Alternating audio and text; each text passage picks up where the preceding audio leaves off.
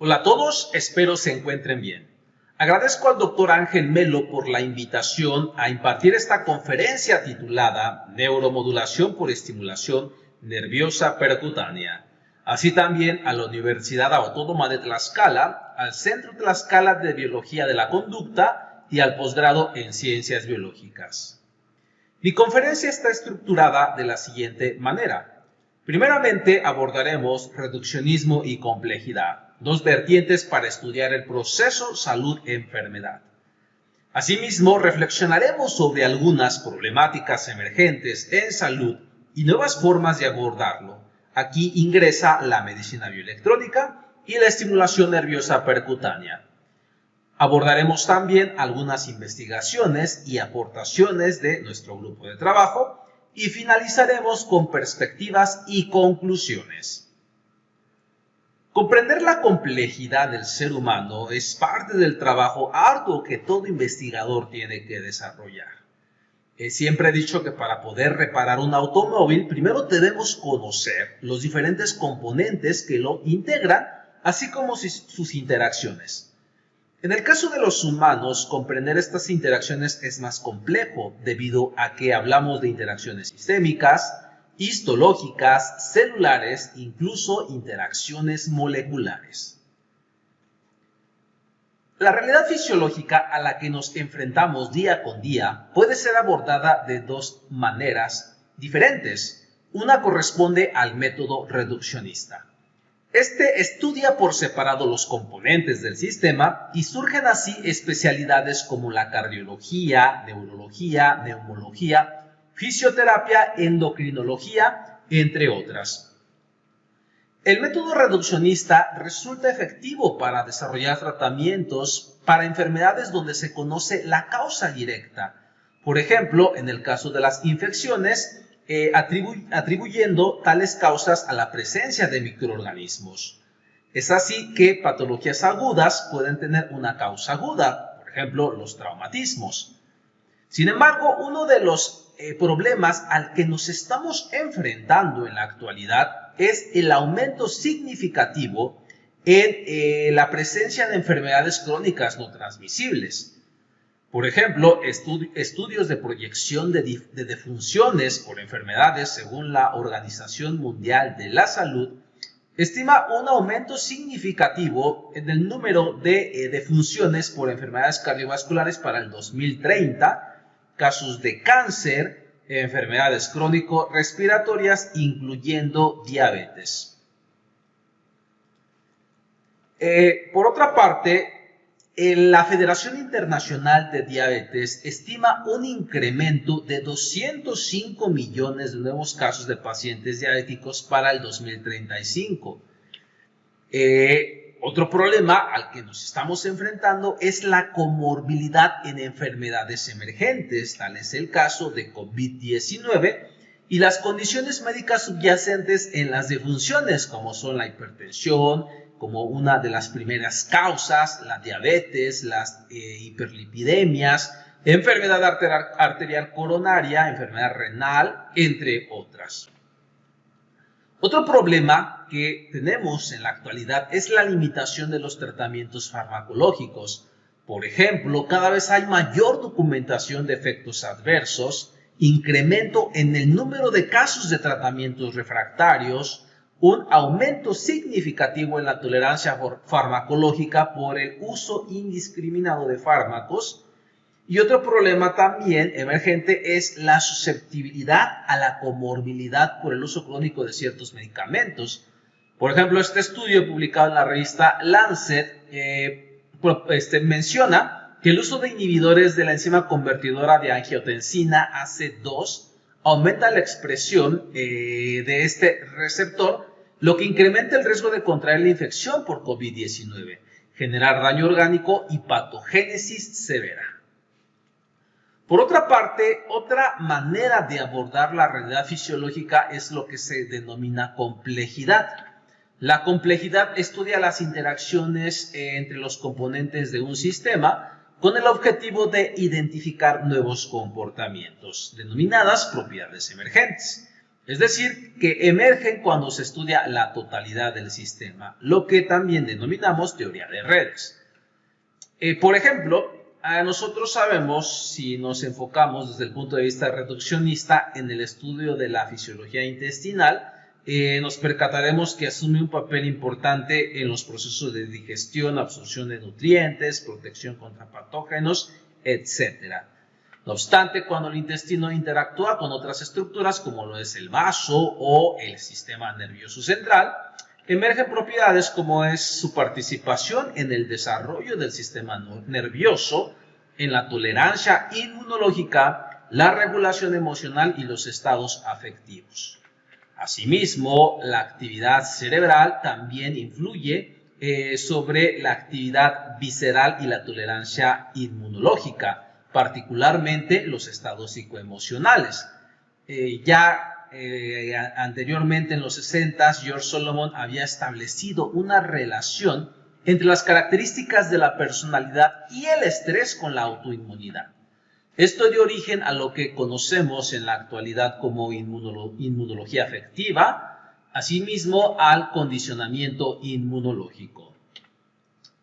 La complejidad también pretende establecer la relación que existe entre los diferentes estilos de vida, como es la dieta, la ingesta crónica de fármacos, incluso los mismos suplementos nutricionales, la susceptibilidad genética, la biología, la inflamación crónica, el estrés crónico, laboral, académico o incluso intrafamiliar, que ahorita está en auge por la situación que estamos viviendo, de que hay aumento en estrés intrafamiliar, y también factores emocionales, el incremento en la ingesta de alcohol, tabaquismo, sedentarismo, incluso la misma polución.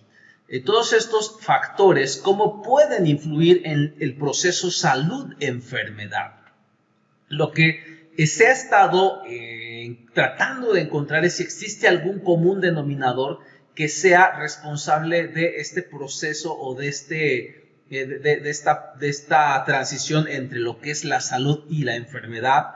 Y varios estudios han mostrado evidencias de la participación de un grado de inflamación sistémica que constituye un riesgo para desarrollar diferentes patologías crónico-degenerativas en el organismo.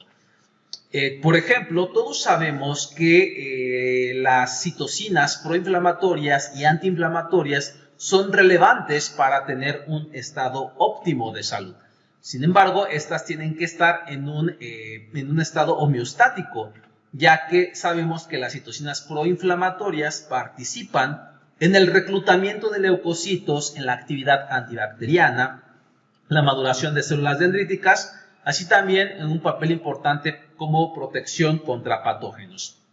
Por su contraparte, tenemos a las citocinas reguladoras o antiinflamatorias que favorecen la tolerancia inmunológica, así la modulación de la respuesta inflamatoria. Y ambos mecanismos ocurren de manera coordinada. Sabemos que durante la fase de inflamación, que constituye una fase de inicio, está mediada por macrófagos M1, células T cooperadoras, seguida de una fase de recuperación o antiinflamatoria mediada por macrófagos M2 y células T reguladoras.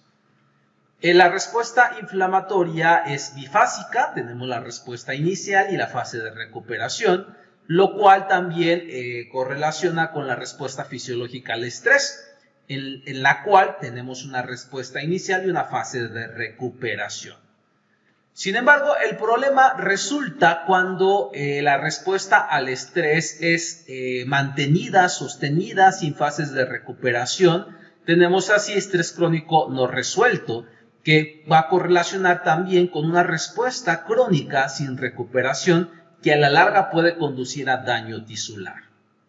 Este es otro gráfico que ejemplifica lo que mencioné previamente. Sabemos que en estado homeostático los niveles de citocinas son importantes para el reclutamiento de leucocitos, la actividad antibacteriana y la maduración de las células dendríticas.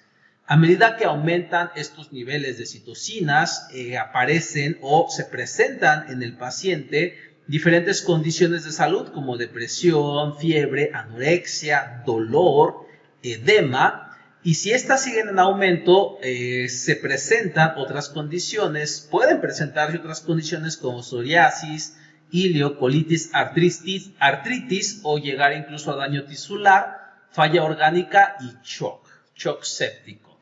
De antemano, como ejemplo, sabemos que los pacientes que llegan a fallecer a causa de COVID-19 la causa de defunción no está asociada a la carga viral, sino está más relacionada a la respuesta inflamatoria o tormenta de citocinas que se presentan en este estadio de hiperinflamación. Si ustedes observan en el gráfico, la carga viral está prácticamente disminuida en esta fase. Sin embargo, la tormenta de citocinas aumenta significativamente, lo que muestra claramente una falla en los mecanismos regulatorios de las citocinas proinflamatorias. Evidencias también han demostrado el papel de la inflamación crónica en enfermedades neurodegenerativas, dolor crónico, enfermedad intestinal, artritis reumatoide, espondilitis anquilosante, enfermedad pulmonar, patología cardiovascular, carcinogénesis, patologías como diabetes tipo 2, hígado graso, trastornos psicoafectivos, incluyendo trastornos genitourinarios. De tal manera que la inflamación crónica sistémica, tal y como podemos observar en este gráfico, es el punto de anclaje entre la multifactoriedad y la patogénesis. Por consiguiente, al percatarse que son múltiples los factores que conducen al proceso de enfermedad y que también son múltiples los factores que se necesitan para tener una salud integrativa, pues es necesario también buscar nuevas intervenciones que muestren o que constituyan una nueva herramienta terapéutica para estas diferentes condiciones de salud. Y bien, pues la medicina bioelectrónica constituye un campo de la ciencia relativamente nuevo encaminado al tratamiento de enfermedades crónicas, usando señales eléctricas a través de los nervios o directamente en el sistema nervioso central. Y bien, existen diferentes regiones para estimular al sistema nervioso e inducir la neuromodulación, como lo es a nivel cerebral, a nivel epidural, intramedular o estimulación nerviosa periférica. Como ejemplos, la estimulación cerebral, particularmente la estimulación cerebral profunda de alta frecuencia, se implantan electrodos en núcleos profundos del cerebro para modular directamente a las neuronas. Hay otras variantes donde el electrodo igual se introduce, en este caso en el núcleo basal de Meiner, con el objetivo de estimular o activar al sistema intracolinérgico cerebral e inducir una vasodilatación. En el caso de la médula espinal, la estimulación epidural también se utiliza para mitigar el dolor o incluso inducir mecanismos de regeneración a nivel de la médula espinal. O por su parte, la estimulación de las raíces dorsales a nivel periférico para inhibir el dolor, la estimulación eléctrica del nervio occipital para el tratamiento de cefalea resistente a fármacos o migraña, o incluso la estimulación eléctrica del nervio vago. Aquí también muestro otra variante de estimulación eléctrica a nivel periférico denominada estimulación de las raíces sacras. Las implicaciones funcionales pues son diversas. Ya mostraba que la analgesia o tratamiento del dolor o la neuromodulación del dolor es una de las implicaciones funcionales de la estimulación eléctrica del sistema nervioso. Por ejemplo, pues sabemos que los estímulos nociceptivos tienen que viajar a lo largo del sistema nervioso para arribar hacia la corteza cerebral y de esta manera hacer consciente el dolor. Lo que haría el dispositivo de neuromodulación, electroestimulador que se implanta, es precisamente generar señales de enmascaramiento o bloquear, modificando la eficacia sináptica de las señales pronociceptivas y de esta manera generar analgesia. Y bien, la estimulación eléctrica del sistema nervioso no solamente está enfocada en mitigar dolor. Ya hay estudios que han demostrado que la estimulación del nervio vago favorece la liberación de acetilcolina, la cual a su vez, a través de la activación de receptores alfa-7 nicotínicos, inhibe la síntesis de citocinas inflamatorias a nivel de macrófagos, y de esta manera disminuye la respuesta inflamatoria y el daño tisular. Y bueno, pues existen otras evidencias que han demostrado la efectividad de la estimulación nerviosa para tratar patologías urinarias, enfermedades neurodegenerativas, incluso lesiones en el sistema nervioso central, modulación del estrés, las patologías gastrointestinales, inflamatorias a nivel genital, incluso la respuesta psicofisiológica al estrés, que ya la había mencionado anteriormente. No obstante, hay limitaciones en cuanto a algunas técnicas de estimulación cerebral o estimulación nerviosa, sobre todo aquellas que ameritan implantes semipermanentes. Y una limitante pues es el grado de invasividad. Sabemos que existe un riesgo del procedimiento quirúrgico, hemorragia, infección por el implante del electroestimulador, los electrodos, etcétera, la misma desconexión del estimulador o la accesibilidad por el costo y demanda del sector sanitario, incluso el rechazo del implante. Sin embargo, o a pesar de ello, se continúa investigando la efectividad y costo-beneficio de terapias de estimulación del sistema nervioso con menor invasividad. Y es aquí en donde se ha encontrado el potencial de neuromodular a través de la estimulación nerviosa percutánea, en la cual se coloca un par de electrodos forma de aguja próximos a los nervios, y a través de estos equipos se puede modificar o modular la eficacia sináptica o ciertas respuestas neuronales para el tratamiento de algunas patologías. Por ejemplo, hay evidencias del tratamiento de vejiga hiperactiva a través de la estimulación percutánea del nervio tibial. Y en este gráfico muestro que suelen utilizarse agujas de acupuntura como electrodos para la neuromodulación. Incluso he de mencionar que la aguja de acupuntura constituye un dispositivo médico con registro ante la FDA y debe de cumplir ciertos requisitos la aguja de acupuntura. Nosotros publicamos en el 2017 que en efecto la acupuntura o estimulación nerviosa percutánea, en el caso de electroacupuntura, puede tener un potencial importante como inmunomodulación, como una terapéutica que activa mecanismos inmunomoduladores y sobre todo para el control de la inflamación. Y en este caso pues más dirigida no tanto a enfocarse a este aspecto metafísico de estimular puntos de acupuntura, no, sino verlo como una terapia de estimulación nerviosa en donde la hoja la utilizamos como un electrodo.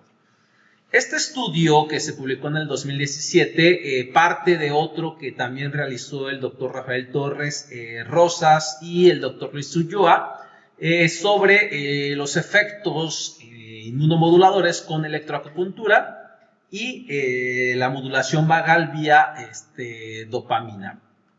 Entonces, lo que muestro en estos gráficos es algunos resultados que se publicaron en el 2014, en donde se puede evidenciar cómo la electroacupuntura a 2 hercios, 15 minutos, disminuye la concentración plasmática de factor de necrosis tumoral, de la proteína quimioatrayente de macrófagos, interleucina 6, incluso el interferón gamma. Los efectos sobre estas citocinas proinflamatorias son dependientes del voltaje de estimulación.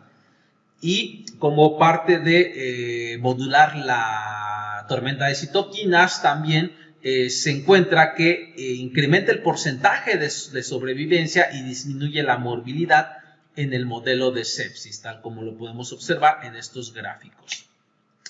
En cuanto a los mecanismos de acción, se encontró que la dopamina, la norepinefrina y la epinefrina se incrementan seguido de la estimulación con electroacupuntura o estimulación nerviosa percutánea.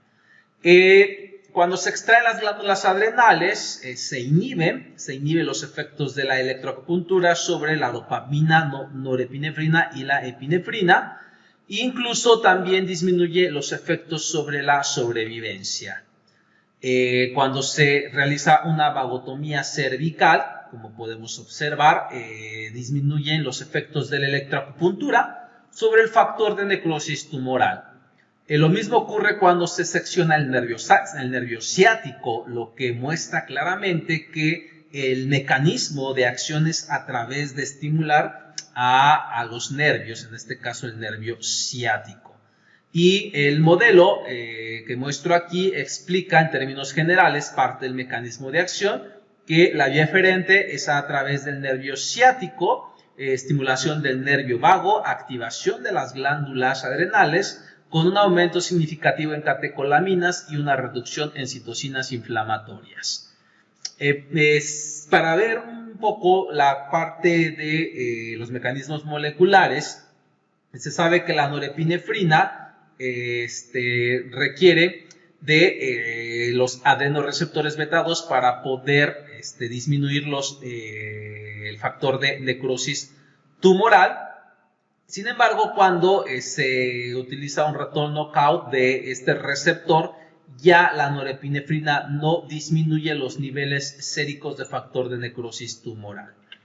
En el caso de la electroacupuntura, utilizando estos ratones knockout beta 2, alfa 7, no bloquea los efectos y tampoco cuando se aplica ácido fusárico, que es un inhibidor de la dopamina beta hidroxilasa. Sin embargo, en presencia de butaclamol, como se observa en el gráfico, que es un antagonista selectivo de receptores dopaminérgicos D1, se inhiben los efectos de la electroacupuntura. Y también se encuentra un aumento en la expresión de la dopa-descarboxilasa en la región medular de las glándulas adrenales, pero no de la dopamina beta hidroxilasa. Entonces, en síntesis, lo que se plantea es que la acupuntura, al ser una manera de estimular de forma percutánea el nervio ciático, esta puede modular o estimular el nervio vago, que a su vez induce la liberación de dopamina vía la médula adrenal y a través de la dopamina modular la respuesta inflamatoria. Y la ventaja de los estudios con acupuntura o con electroacupuntura o con estimulación nerviosa percutánea es que se pueden llevar a ensayos clínicos por la menor invasividad y el menor riesgo. Y en efecto ya se han realizado ensayos clínicos controlados aleatorizados para ver el papel de la electroacupuntura en pacientes con sepsis y se han encontrado resultados favorables. Sin embargo, se requieren de estudios adicionales para tener evidencias más significativas sobre el papel de la electroacupuntura o estimulación nerviosa percutánea en patología inflamatoria. Y por otra parte, nosotros también hemos trabajado en los efectos de la estimulación percutánea en la modulación de la eficacia sináptica en la médula espinal. Y para ello utilizamos una técnica que es el registro de potenciales del dorso de la médula espinal. Colocamos varios electrodos en el dorso, estimulamos los nervios y en algunos experimentos pues estimulamos con agujas para ver si es posible la neuromodulación. Lo que uno registra con estos potenciales del dorso de la médula espinal son potenciales de campo extracelular, donde podemos evidenciar diferentes componentes como la onda N1, la onda negativa 2, la onda P o incluyendo la salva aferente. Los estudios que realicé en el laboratorio del doctor Ismael Jiménez durante mi estancia de maestría y doctorado estuvieron enfocados precisamente a analizar las interacciones que ocurren entre la estimulación condicionada de nervios y ver las respuestas en los potenciales del dorso de la médula espinal en modelos de deficiencia alimenticia.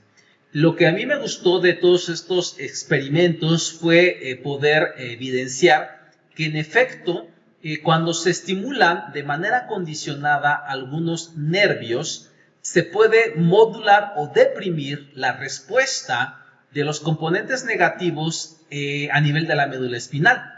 Por ejemplo, esta es la amplitud o la respuesta del componente negativo 1 del potencial del dorso de la médula espinal producido por el estímulo del nervio sural. Esto es del peroneo superficial y esto es del nervio sural. Y si ustedes observan, si se estimula de forma previa al peroneo superficial, se deprime la amplitud del componente negativo 1 del nervio sural. Esto muestra claramente que en la médula espinal hay mecanismos que modulan a través de la presencia de interneuronas inhibidoras o mecanismos presinápticos, otros mecanismos posinápticos a través de diferentes neuromoduladores. Y esto, pues, en efecto, está generando una modulación o una modificación de la neurotransmisión de la eficacia sináptica a través del estímulo de diferentes nervios a nivel periférico. Y bueno, la inhibición que uno puede registrar o uno puede analizar que ocurre a nivel de los componentes negativos tiene un curso temporal de 100, 150 o 200 milisegundos. Y estos, en función de la temporalidad de la depresión, de otras intervenciones farmacológicas con antagonistas de receptores GABAérgicos, pues se puede constatar que se atribuye a mecanismos de inhibición presináptica. Y por otra parte, hay otras evidencias que también muestran cómo la estimulación de nervios periféricos, como son también las aferentes articulares, puede deprimir componentes negativos de estos potenciales de campo extracelular, en donde se puede evidenciar aquellas ondas relacionadas con la transmisión de señales nociceptivas, como lo es la onda N3, y cuando se estimula con trenes de alta frecuencia a las aferentes articulares, se deprime este componente, incluyendo también el componente N2, y esto muestra claramente cómo a través de la estimulación de raíces o nervios periféricos se puede deprimir la transmisión de señales nociceptivas.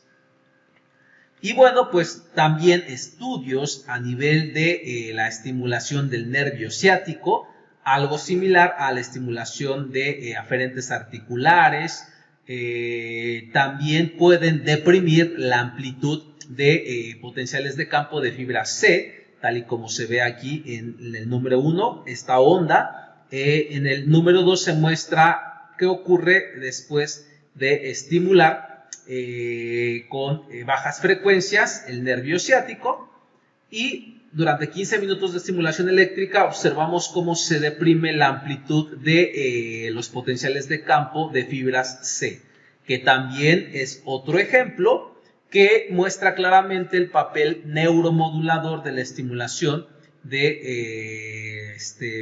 generado por la estimulación de nervios periféricos. Y bueno, nosotros encaminados en este campo de la estimulación y la neuromodulación por estimulación nerviosa periférica, pues nos dimos a la tarea si también era viable con electroacupuntura o estimulación nerviosa percutánea modificar la transmisión de señales no dolorosas en la médula espinal de la rata. Y bien, aquí tenemos registros de potenciales del dorso de la médula espinal, registros del componente N1 con estímulo en el nervio sural y con electroacupuntura. Aquí vemos la representación gráfica y como pueden darse cuenta, los estímulos desencadenados con electroacupuntura son de mayor intensidad que el estímulo de un nervio, en este caso el nervio sural. Cuando se aplica la estimulación condicionada con electroacupuntura y a su vez se registran los potenciales generados por la estimulación del nervio sural, se deprimen significativamente. No hay respuesta cuando se estimula de forma contralateral ni estimulando fuera del territorio que nosotros estuvimos cerca, en este caso del nervio sural. Y bueno, pues la depresión es transitoria, se mantiene solo durante la estimulación con trenes de alta frecuencia, se retira el estímulo y hay una recuperación posterior.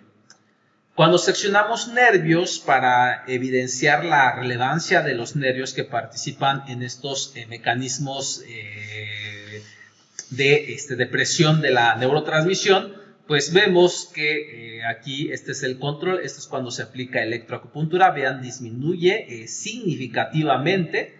Si se bloquean nervios como el safeno, el peroneo superficial, el tibial anterior, el peroneo profundo, el gastrocnemios, observamos que el peroneo superficial, así como el safeno, y bueno, principalmente estos tienden a revertir parcialmente el efecto depresor de la electroacupuntura, lo que muestra la relevancia de estos nervios en los mecanismos de estimulación con electroacupuntura.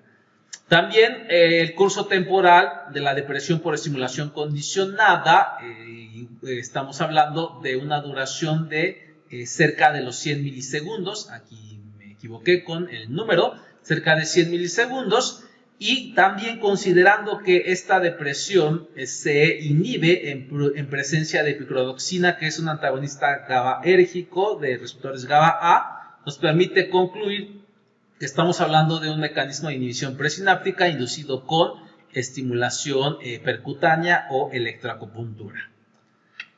Actualmente estamos trabajando también con modelo de diabetes, tenemos el mismo abordaje, solo que ahora obtenemos componentes de alto umbral de estimulación, como es el componente N3, y vemos que en el modelo de diabetes este componente N2 y N3 se encuentra facilitado, lo que explica la presencia de dolor posiblemente asociado a el proceso metabólico de desmielinización que genera este aumento en la neurotransmisión nociceptiva, evidenciado por el aumento en la amplitud de la onda N2-N3.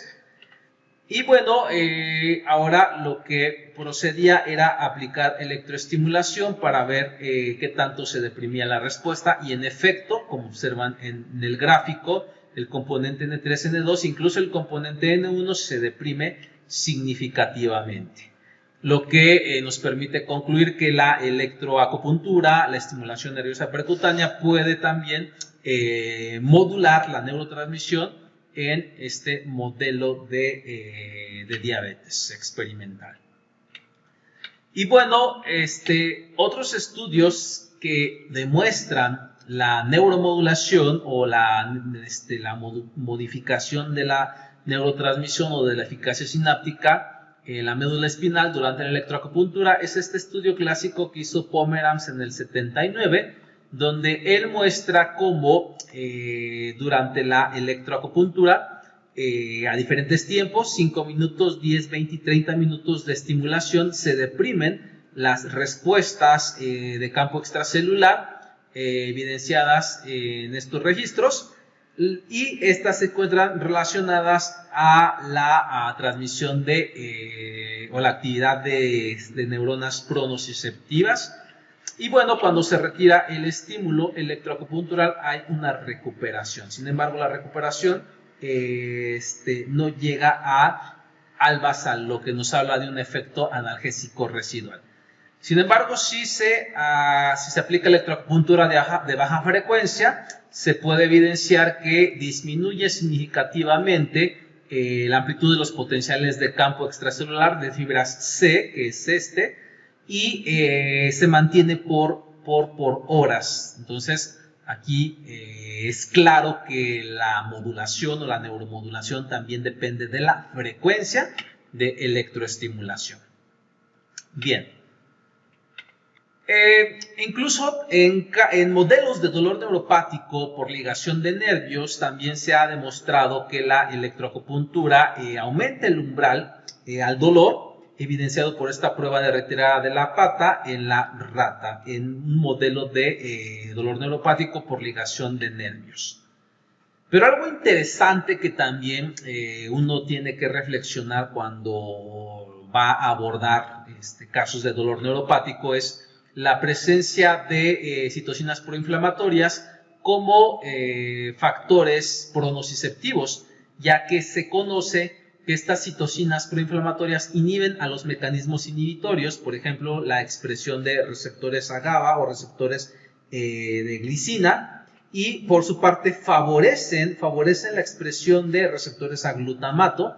Esto se traduce en una respuesta favorecida hacia los mecanismos excitatorios. Y bien, pues aquí la microglia asume un papel relevante para facilitar la propagación de señales pronociceptivas en la médula espinal. De ahí que el dolor neuropático incluye esta triada de neuronas, células inmunes y glía. Lo interesante es que en modelos de ligación de nervios, la electroacupuntura ha demostrado que disminuye la expresión de la proteína ácida fibrilar glial, que es un marcador de astrocitos. Esto también se puede evidenciar en este Western blot. Tenemos el control y observamos cómo disminuye la expresión de esta proteína con la electroacupuntura. Incluso tenemos evidencias del impacto de la electroacupuntura en la reducción de interleucina 1 beta, interleucina 6 y parte del factor de necrosis tumoral. Hay otros mecanismos que ya se han descrito del papel de la electroacupuntura en la modulación de dolor persistente, ya sea dolor inflamatorio, dolor neuropático, dolor en modelos de cáncer o dolor visceral en diferentes modelos animales. Entonces, lo relevante es que las señales pronociceptivas que se generan a nivel periférico o por procesos metabólicos, etcétera, pueden modularse por la estimulación nerviosa percutánea. Y bueno, existen diferentes mecanismos que se suscitan en la médula espinal, mecanismos presinápticos, posinápticos, incluso la misma activación de los mecanismos endógenos descendentes, opioides, serotonina, etc. Y lo relevante pues es la estimulación de las aferentes somáticas que es posible con una hoja de acupuntura. Y bueno, lo interesante también es que no solamente modula la eficacia sináptica, sino también la misma respuesta inflamatoria y la inmunoreactividad glial. Y bueno, como les comentaba, que lo relevante de la estimulación nerviosa percutánea o acupuntura o electroacupuntura es que se puede llevar a los ensayos clínicos. Este es un ensayo clínico que se publicó en la revista JAMA de la Asociación Americana Médica, donde muestra que la acupuntura se asocia con una disminución en el dolor crónico comparado con falsa acupuntura, incluso no acupuntura. También hay otro estudio que se publicó en la misma revista sobre la eficacia de la acupuntura en dolor articular a efecto de inhibidores de aromatasa en cáncer de mama. Nosotros publicamos este capítulo del libro en esta serie de horizontes de investigación de neurociencia, mostrando las influencias multifactoriales de la estimulación con electroacupuntura y su repercusión en el tratamiento de dolor neuropático.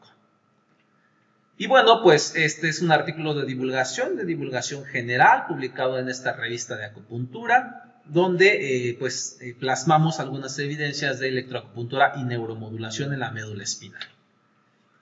Por otra parte, también nuestros trabajos están enfocados en analizar el papel de la electroacupuntura en trauma espinal, y hemos encontrado que en efecto cierta frecuencia de electroestimulación, como son 50 Hz, favorece la recuperación de la locomoción, también modula o restablece parcialmente la respuesta exacerbada del reflejo H cuando se aplica la electroacupuntura. Sabemos que esta respuesta exacerbada de las motoneuronas está relacionada con la espasticidad que se desarrolla en el modelo de trauma espinal y que va muy ligado a la espasticidad que desarrollan los pacientes con trauma espinal o parálisis espástica. Lo interesante es que cuando se aplica electroacupuntura durante un mes, el protocolo que nosotros aplicamos para ver estos mecanismos de inhibición presináptica se denomina estimulación condicionada de potenciales de raíz ventral, estimulando al gastrocnemios y al bíceps sural y semitendinoso.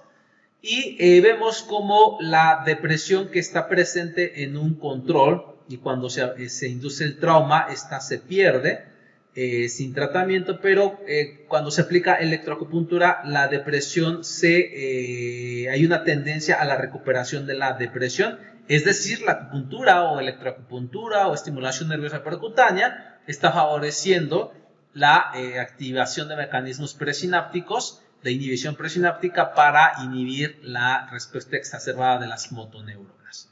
Y también otros mecanismos que hemos publicado es la disminución en la expresión de óxido nítrico, del radical hidroxilo y la peroxidación de lípidos.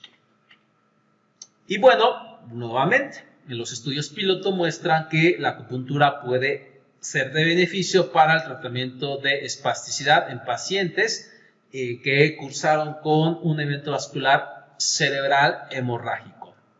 Y bueno, el campo de la neuromodulación con acupuntura o estimulación nerviosa percutánea es muy amplia. Ya se ha descrito que incluso puede modular la actividad de la médula rostral ventrolateral. Este núcleo es importante porque es un núcleo de salida simpática hacia las neuronas preganglionares simpáticas de la médula espinal. Y esto pues aumenta la salida simpática hacia el corazón.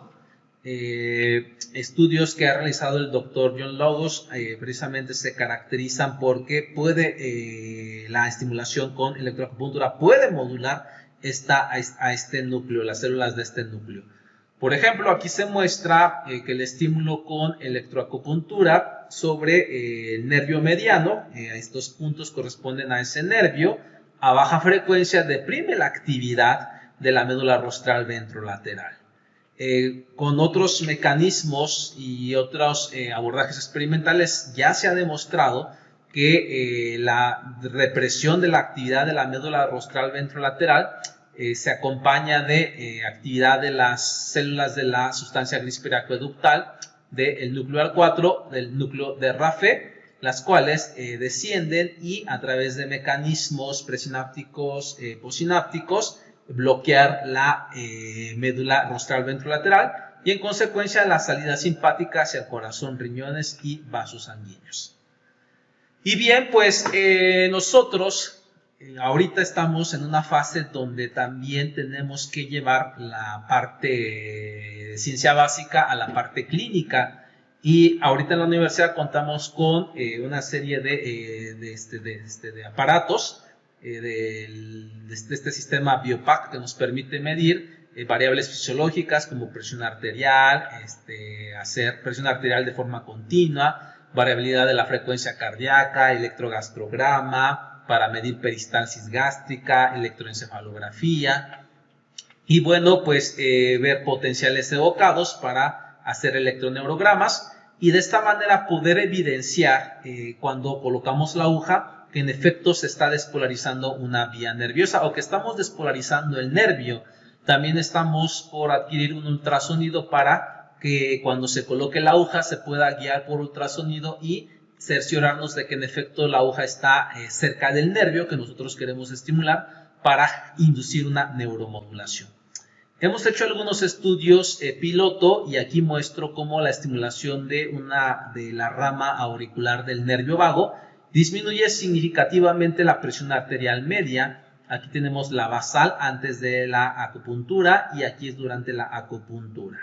Esto monitoreando con este equipo de presión arterial continua. Y bueno, en colaboración con el doctor Rubén Foción y el Instituto de Ciencias de la Complejidad, ahorita también estamos analizando series de tiempo para ver cómo cambian en el proceso salud-enfermedad y también cómo con acupuntura algunas alteraciones en los mecanismos que controlan estas variables fisiológicas pueden regularse o modularse. Y bueno, el enfoque que estamos manejando es un enfoque sistémico. Para ello, en el caso del paciente, al saber que son varios los factores que conducen al proceso salud-enfermedad, pues partimos desde aplicar pruebas psicométricas, analizar variabilidad de la frecuencia cardíaca como una medida indirecta del balance simpático-vagal, medir actividad visceral con electrogastrograma, medir la peristalsis gástrica, peristalsis intestinal, entre otros marcadores proinflamatorios que también estamos empezando a buscar. Y bueno, pues prácticamente hay evidencias también que han demostrado que la acupuntura o la neuromodulación puede incluso llegar hasta estructuras corticales. Este es un estudio que realizó Pariente en el 2005 donde se muestra cómo la estimulación nerviosa percutánea activa a la corteza prefrontal, corteza cingulada y la sustancia gris periacueductal. Nosotros estamos por adquirir este equipo que es una banda que permite medir la actividad de la corteza prefrontal, pues se sabe que dentro de los efectos de la acupuntura también está la modulación o la neuromodulación de la corteza prefrontal, otros núcleos como la corteza somatosensorial, la corteza cingulada, entre otros más, incluyendo núcleos pontinos, ya mostré evidencias de la médula espinal. De tal forma que pues, nos encontramos ante una terapéutica que puede tener efectos sistémicos en múltiples sistemas. Hablábamos de la inmunomodulación, de la modulación de la médula rostral ventrolateral y su relevancia en la salida simpática. Esto tiene relevancia en el control de la presión arterial, etc. Y bueno, pues creo que hay un potencial muy significativo en los beneficios multisistémicos que puede tener la estimulación nerviosa percutánea. Sin embargo, pues como toda terapéutica, pues hay mucho que seguir investigando, como por ejemplo pues los sitios de estimulación, cuáles son los sitios más óptimos, la técnica de la estimulación, qué frecuencias de estimulación, los equipos de electroestimulación, los tipos de electrodos, ya sea transcutánea, percutánea, los parámetros y la tolerancia a la electroestimulación.